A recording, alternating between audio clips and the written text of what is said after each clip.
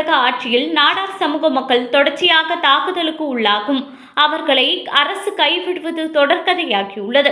சமீபத்திய உதாரணமாக திருவள்ளூர் மாவட்டம் திருநின்றவூர் நகராட்சியின் 21வது வார்டு அதிமுக நகரமன்ற உறுப்பினர் அனிதா அழகேசன் மற்றும் அவரது கணவர் அழகேசன் நாடார் ஆகியோர் மீது திமுகவை சேர்ந்த குண்டர்கள் நேற்று முன்தினம் நடத்திய கடுமையான தாக்குதல் சம்பவத்தை குறிப்பிடலாம்.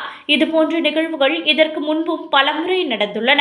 எடுத்துக்காட்டாக சிவகங்கை மாவட்டம் திருபுவனம் அருகே மடப்புரம் கோவிலில் காவலாளியாக பணியாற்றிய 27 வயது அஜித்குமார் ஒரு பொன் திருட்டு வழக்கில் காவல் விசாரணையின் போது 3ஆம் நிலை சித்திரவதைக்கு உள்ளாக்கி 2025 ஜூன் மாதத்தில் பரிதாபமாக உயிரிழந்த சம்பவம் நாடார் சமூகத்தினிடையே பெரும் கொந்தளிப்பை ஏற்படுத்தியது.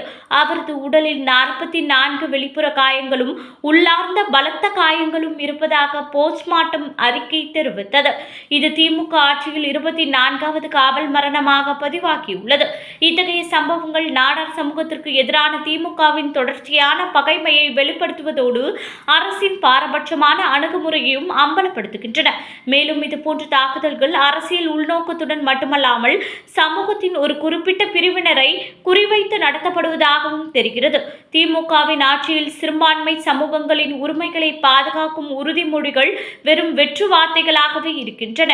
இது நாடார் சமூகத்தினிடையே பரவலான அச்சத்தையும் அதிருப்தியையும் ஏற்படுத்தியுள்ளது. அரசியல் செல்வாக்கு மற்றும் அதிகாரத்தை பயன்படுத்தி இத்தகைய வன்முறைகளை மறைமுகமாக ஊக்குவிப்பதாகவும் குற்றச்சாட்டுகள் எழுந்துள்ளன. இதற்கு முன்பு நடந்த பல சம்பவங்களும் இதேபோன்று ஒருமுறை பின்பற்றுவதை காண முடிகிறது. இது நாடார் சமூகத்தினரின் அடிப்படை உரிமைகளையும் பாதுகாப்புகளையும் கேள்விக்குறியாகியுள்ளது. எனவே இத்தகைய அநீதிகளை தடுக்கவும் நாடார் சமூகத்திற்கு நீதி வழங்கவும் தமிழக அரசு உடனடியாக கடுமையான நடவடிக்கைகளை எடுக்க வேண்டும். மேலும் சமூக நல்லிணக்கத்தை உறுதி செய்யும் வகையில் அனைத்து சமூகங்களுக்கும் சமமான பாதுகாப்பு மற்றும் மரியாதையை வழங்க வேண்டியது அவசியமாகிறது.